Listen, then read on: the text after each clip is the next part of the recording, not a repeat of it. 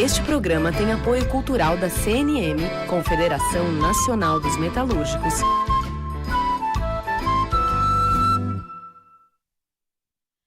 Livre para todos os públicos.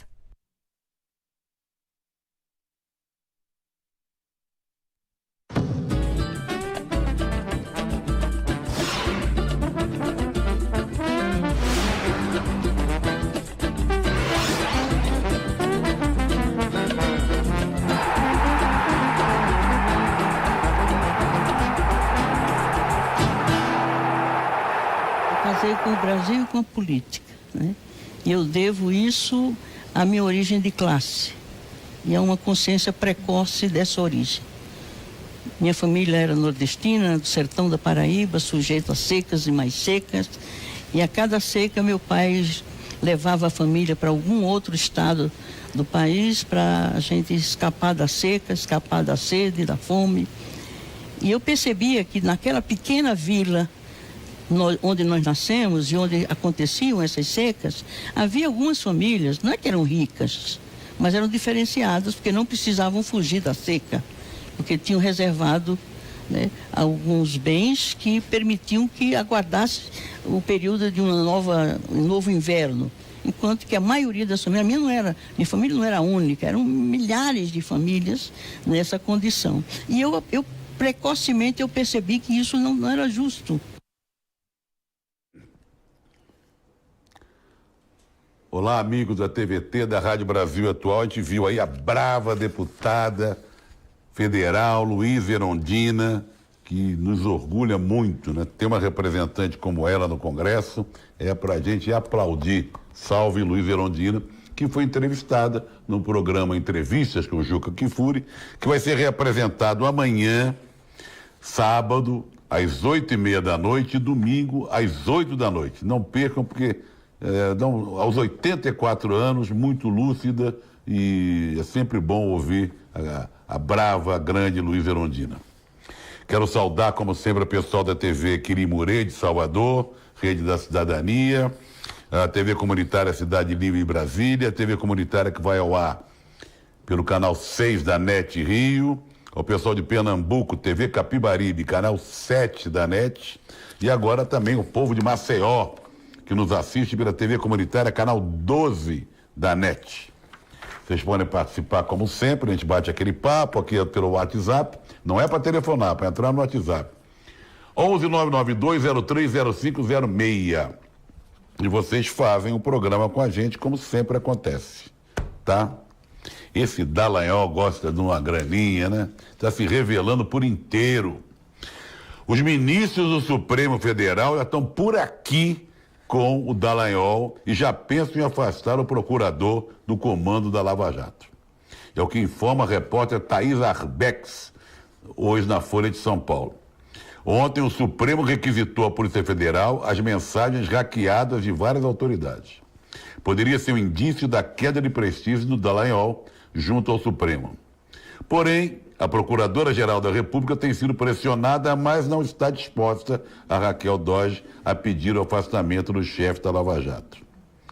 As últimas mensagens reveladas pelo Intercept e pela Folha de São Paulo, no escândalo Vaza Jato, mostram que o Dallagnol incentivou a realização de investigações sobre o atual presidente do Supremo, o Dias Toffoli, da mulher dele, que teve o sigilo quebrado pela Receita, e pelo casal Gilmar Mendes e sua mulher Guiomar.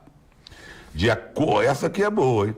De acordo com a coluna Painel da Folha de São Paulo, um ministro do Supremo teria comentado canalha em mensagem para pessoas próximas a ele. Torcida brasileira, não é fácil não. Como já se esperava, tem essa guerra, né, do ex-capitão contra o INPE. O diretor do Instituto Nacional de Pesquisas Espaciais, o INPE, foi exonerado hoje. Ricardo Galvão, que esteve no centro da polêmica com o ex-capitão, sobre os dados que mostram a alta do desmatamento na Amazônia. O Bolsonaro, o presidente, acusou o INPE de divulgar dados mentirosos e de estar a serviço de alguma ONG. Veja, ele tem sempre uma coisa estranha para cutucar e para... É irritante. O Ricardo Galvão reagiu à altura, chamou a atitude do presidente de pusilânime e covarde. Exatamente por isso, por causa desse bate-boca e essa acusação, ele foi demitido. Foi o próprio Ricardo Galvão que deu a notícia da sua demissão aos jornalistas. Olha só, ele estava no INPE desde 1970 e cumpria mandato desde que iria até 2020.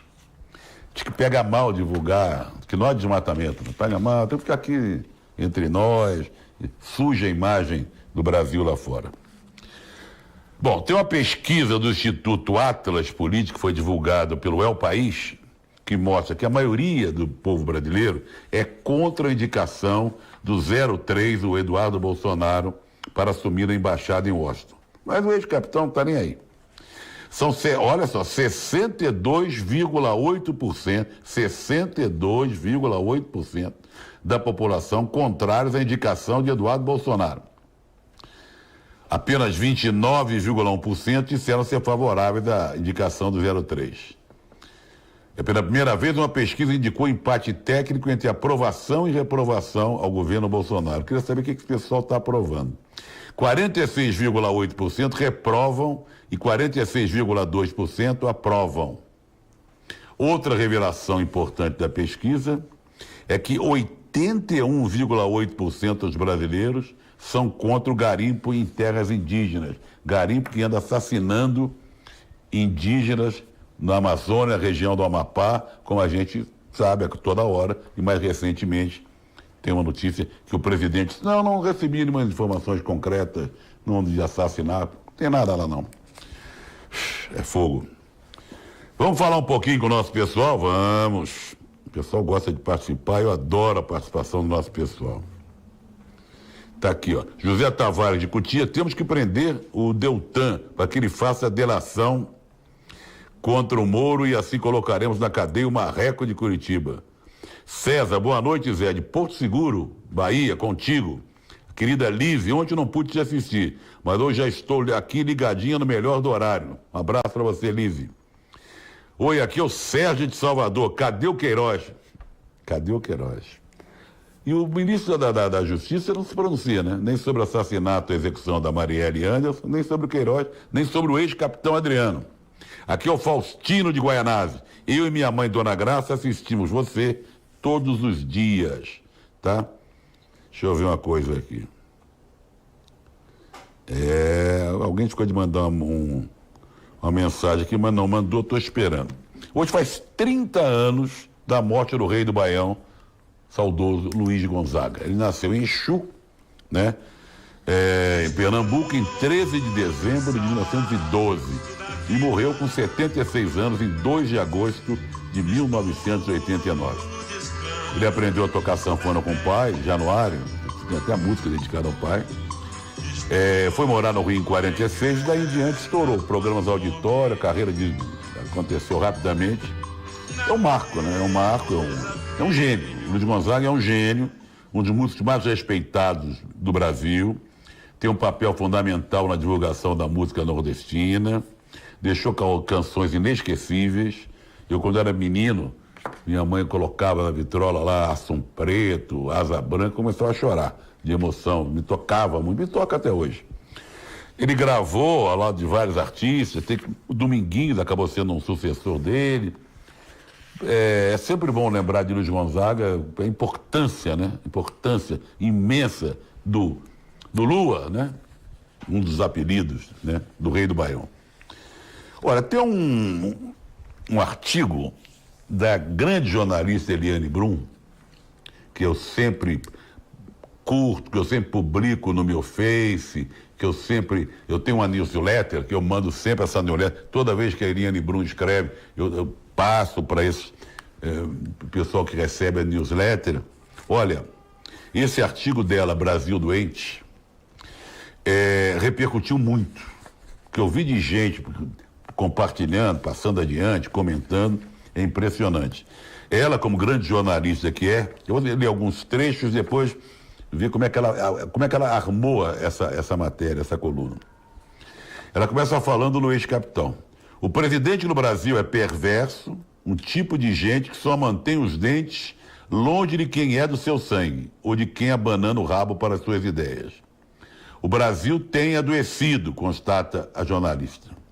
Adoecimento mental, que resulta também em queda de imunidade e sintomas físicos, já que o corpo é um só. Aí ela foi ouvir psicanalistas, médicos de várias áreas e tal, para ir atrás das que esse sentimento, não, já está verificado, quem está sendo afetado por viver num país cheio de ódio. Ela ouviu psiquiatras, até clínicos gerais, para chegar a essa conclusão que o Brasil está doente. Até os profissionais de saúde, eles mesmos são afetados pelo clima doentio do país, que sucumbe a cada dia ao ódio que se espalha a partir de Brasília. É preciso dizer, não vai ficar mais fácil, diz com uma das conclusões da Eliane Brum. E a conclusão dela, do artigo brilhante, parabéns, Eliane Brum, não estamos mais lutando pela democracia. Não estamos mais lutando pela democracia. Estamos lutando pela civilização, conclui a grande jornalista Eliane Brum. Esse ministro da Educação é um boque-roto, um mitidinho, ele cria caso, ele instiga, é provocador, faz o jogo, né, do governo atual, que em vez de, sabe, um ministro da Educação, sabe, ele não, morreu a Ruth de Souza, é incapaz de ter um comentário sobre ela, Chico Buarque ganha um prêmio, Camões, incapaz de ter um comentário sobre ele, Sebastião Salgado é premiado lá fora, nada. Ele fica de picuinha, arranjando confusão, sabe, uma coisa. Agora ele cismou com a aspirina. Para meter o Paulo Freire, ele adora falar mal do Paulo Freire, né? É impressionante, ele tem fixação no Paulo Freire. Acha tudo ruim que vem do Paulo Freire, que é um nome respeitadíssimo, Brasil afora. Em 36 universidades do mundo afora respeitam muito o trabalho e adotam os livros do Paulo Freire. Olha só, a entrevista Jovem Pan, ele disse que a aspirina foi inventada pelos nazistas, que é mentira. Eu vi uma matéria outro dia dizendo que muito antes do nazismo imperar na Alemanha, já existia a aspirina. O ministro disse isso numa tentativa de explicar o motivo de não gostar de Paulo Freire. Olha que alusão que ele faz, né? Ele tenta justificar que a educação tem que ser baseada em critérios científicos. A aspirina foi feita pelos nazistas e eu uso a aspirina porque funciona. Esquisito esse rapaz, né? Muito esquisitinho. Aliás, é o segundo ministro da Educação, né? Que o primeiro, aquele colombiano dançou, que também vou te contar, o que falava de asneira não era fácil. Vamos lá. Essa nota também aqui é da perseguição, essa coisa do ódio. A nova direção da Caixa Econômica Federal, olha só, decidiu reduzir o repasse de verbas aos estados do Nordeste. Vocês ouviram bem? Os estados da região Nordeste receberão apenas 2,2% do total de verbas destinadas a estados e municípios. Do total de 4 bilhões de reais. O Nordeste receberá apenas 89 milhões, muito menos que nos anos anteriores. Sinal dos tempos do governo de perseguição, de ódio do ex-capitão. Bom, eu sou Manuel Reis, do Jardim Imperador, Zona Leste, assisto todo dia o seu programa, muito bom, Lula livre já. O Joaquim de Taboão da Serra, o governo do Bolso está acabando com todos os indicadores sociais, econômicos e gerais, como o IBGE. Como vai ficar nosso país sem referência alguma? Sou a Cristiane de São Paulo, bairro Tremembé, Zona Norte, um abraço, admiro. Lene de Salvador, Salvador sempre presente aqui na Papo com Zé. Uma semana sem assistir o seu programa, já estava com saudade. Grande abraço. Que palhaçada desse juiz Moro, fora Moro, Lula livre, é o Roberto de Capão Redondo. Vamos voltar a falar de música. Esse aqui eu sempre fui fã. Lúcio Alves, grande, voz de veludo. Começou cantando em conjuntos vocais, depois de uma carreira solo de grande sucesso. Ele é natural de Cataguases, ele nasceu em 28 de janeiro de 27, morreu aos 66 anos, em 3 de agosto de 93. Ele rivalizava ali com o Dick Farney. Depois chegaram a gravar juntos Tereza na Praia. Mas tinha o fã-clube do Dick Farney para um lado e o fã-clube do Lúcio Alves para outro. Também participou de cinema. Vamos ver uma cena dele na chanchada. Eu adoro esses títulos da chanchada, dos filmes do tempo da chanchada. Anos 50, início dos anos 60. Marido de Mulher Boa, pode? Do J.B. Tanco, de 1900 e não sei o quê, porque não está aqui. Com seu vestido grana, todo mundo fica louco, mas como a vizinha não há. Ela mexe com as cadeiras pra cá, mexe com as cadeiras pra lá. Ela mexe com o juízo do homem que vai trabalhar. A vizinha quando passa com seu vestidinho grana, todo mundo fica louco, mas como a vizinha não há. Que legal, chanchada. Lúcio Alves. Opa, tá ligado no microfone. Benegão versus Bolsonaro. O Benegão teve o show dele interrompido pela PM no Mato Grosso do Sul durante um festival. Durante o festival, várias manifestações surgiram contra o Bolsonaro, ex-capitão. E a PM foi lá, censurou, proibiu, teve cenas de violência e tal. No início do show do Benegão, ele denunciou agressões da polícia que vinham acontecendo no festival. Foi o suficiente para ele tocar e cantar 2 músicas, a PM acabou com o show dele e o retirou do palco. Olha que fase que nós estamos vivendo. Que fase que nós estamos vivendo, torcida brasileira. Não é fácil, não. Falar um pouco de futebol. Hoje faz 60 anos daquele gol que todo mundo considera o gol mais bonito do Pelé. Todo mundo que viu o gol ao vivo. Mentira. Foi na Rua Javari, ali na Moca, onde cabem 8 mil pessoas e tal. Mas pelo número de pessoas que viu, a Rua Javari naquele dia recebeu 200 mil pessoas. Pelé deu 3 chapéus nos zagueiros. Quando o goleiro Mão de Onça saiu, ele deu um chapéu no goleiro sem deixar a bola cair. E de cabeça, tem uma foto, não tem?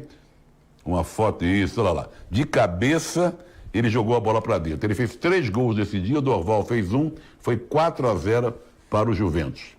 É considerado o gol mais bonito da história do Pelé, fazendo 60 anos hoje.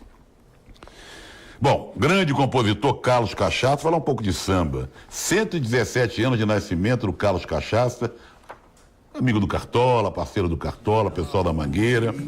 Ele nasceu em 2 de agosto de 1902, morreu aos 97 anos em 1999, e um grande compositor de samba enredo, de samba. O Cartola era muito chegado nele, né? Muito chegado. Carlos Cachaça foi um baita companheiro do Cartola. Vamos continuar falando de futebol e falar agora de um dos maiores nomes da história do futebol mundial. Tem alguns brasileiros que não gostam dele, porque em 1950 ele foi o capitão da Celeste Olímpica, que derrotou o Brasil por 2-1 de virada em pleno Maracanã. Mas Obdúlio Varela é um símbolo de raça e um símbolo de honestidade e força no futebol. No museu lá em Montevidéu, ele tem a camisa 5 dele exposta nesse museu. Ele, há 23 anos, em 2 de agosto, ele morreu aos 78 anos. Ele nasceu em 1917. Uma lenda, uma lenda. Tem uma história muito legal. Quando o Júlio Rimet desceu para entregar a taça, ele tirou a mão do Júlio Rimet e comemorou junto com seus companheiros. Tem uma história que ele teria dado um bufetão no bigode durante o jogo e por isso o Brasil se acovardou, mas não é verdade. E mais, após a partida, que o Brasil foi derrotado pelo Uruguai, o Eduardo Galeano conta isso com muita poesia. Ele saiu pelas ruas do Rio de Janeiro, vendo as pessoas chorando por causa da derrota e tal. Ele ficou muito comovido e queria pedir desculpas ao povo brasileiro por ter causado tanta tristeza ao torcedor brasileiro. E durante anos e anos e anos ele convidava Zizinho, Ademir, Barbosa e outros jogadores da seleção brasileira para comer um churrasco em sua casa em Montevidéu. Salve Obdúlio Varela. Bom, o Corinthians está classificado para as quartas de final da Sul-Americana, venceu o Wanderers por 2-1 lá em Montevidéu, terra do Obdúlio Varela. Os gols saíram no segundo tempo, o Wagner Lopes fazendo os 2 gols, tá? O Corinthians vai enfrentar agora o Fluminense. Eu vou passar já a tabela da classificação nas quartas. Houve um caso de racismo, o futebol, o pessoal não se emenda. O Gil, zagueiro que veio da China, retornou ao Corinthians, afirmou ter sofrido ofensas racistas, mas no final disse, olha, é sempre igual, não tomam providências, mas estou tranquilo em relação a isso. Vamos ver a tela, como ficaram agora as quartas da Sul-Americana. Atlético Mineiro pega o La Equidad, o Zulia pega o Colón, aí é um confronto de dois times brasileiros, Corinthians e Fluminense, e dois independentes, Independente versus Independente Del Valle, tá? Agora tem uma situação muito inusitada do Grêmio. Olha só a situação do Grêmio. Como ele está nas semifinais da Copa do Brasil, nas quartas de final da Libertadores, olha que situação curiosa.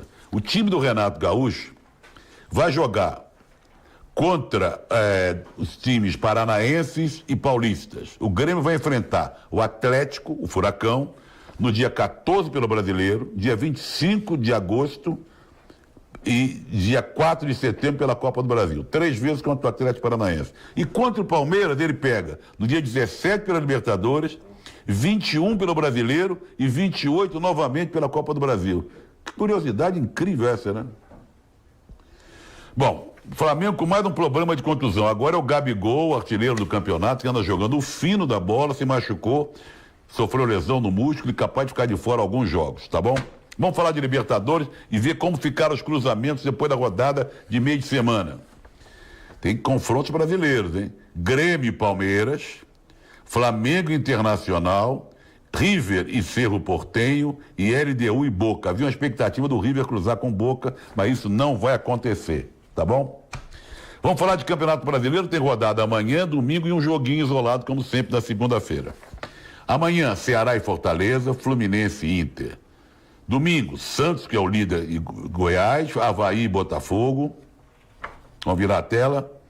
Santos e Goiás, Avaí, Botafogo e Bahia e Flamengo. No domingo também, Atlético Mineiro e Cruzeiro, Clássico Mineiro. Aí o derby, Corinthians e Palmeiras e Vasco e CSA. Na segunda-feira, Grêmio e Chapecoense. 2 enquetezinhas para você no @ultrajano. O Santos mantém a liderança do Brasileiro? O Santos mantém a liderança do Brasileiro? Vamos ver o que o nosso pessoal achou. Vamos lá na tela. 74% sim. A outra enquete, quem vence o derby paulistano? Corinthians ou Palmeiras? Estou interessado nesse resultado. Vamos ver. Corinthians ou Palmeiras? Rapaz, a torcida do Corinthians é fogo na jaqueira. 62%. Vamos falar agora da grande contratação, do grande bafafá, do grande falatório de ontem para hoje, contratação do Daniel Alves pelo São Paulo. Ele está com 36 anos, vai ser o grande nome, evidente, de São Paulo, vai jogar com a camisa número 10. Estão dizendo que ele não será lateral direito, será meia. O São Paulo tem um histórico de jogador, nós estamos vendo imagens do Zizinho, que chegou ao São Paulo com 36 anos e foi campeão paulista em 57. O Cerezo chegou com 37 anos, foi campeão da Libertadores e de Mundial. Teve o Sastre também, que chegou aos 32, dado como acabado, e ganhou 4 campeonatos paulistas. Ainda teve Jair Rosa Pinto, Gerson, mas não eram tão veteranos como esses aqui. A enquete do Daniel Alves é a maior contratação no futebol brasileiro em 2019? O Daniel Alves, sim, 69%. Pim, pim, piririm, pim, pim. Vamos agora aqui dar voz ao nosso pessoal. Edson Domingues, de Eldorado, São Paulo. Cadê o Queiroz? Nós perguntamos aqui todo dia. Me chamo Dona Graças, da ilha de Itaparica. Que beleza, hein?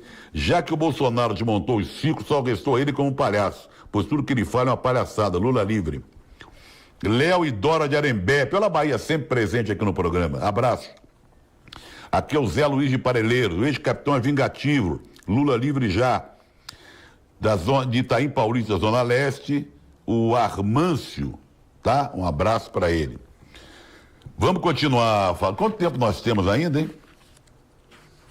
Tá, vamos lá então. Vamos falar de... mulheres em alta, mulheres em alta. Vocês sabem que agora a francesa Stéphanie Frappart, que apitou a final da Copa do Mundo feminina, agora que acabou há pouco tempo lá na França, vai apitar a final da Supercopa da Europa entre Liverpool e Chelsea, no dia 14 de agosto em Istambul.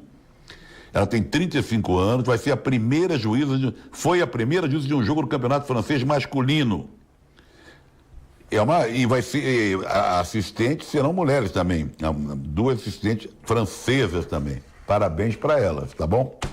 Vamos falar de Pan-Americano, que está ocorrendo, acontecendo, lá em Lima, no Peru, tá? Vamos lá. A brasileira Lena Guimarães sagrou-se hoje a primeira campeã de surf do Pan de Lima, com ouro no stand-up paddle. Eu acho esse esporte meio, mais ou menos. Mas tudo bem, ganhou, parabéns. Quem ganhou também medalha de ouro foi o Igor, acho que Gonçalves.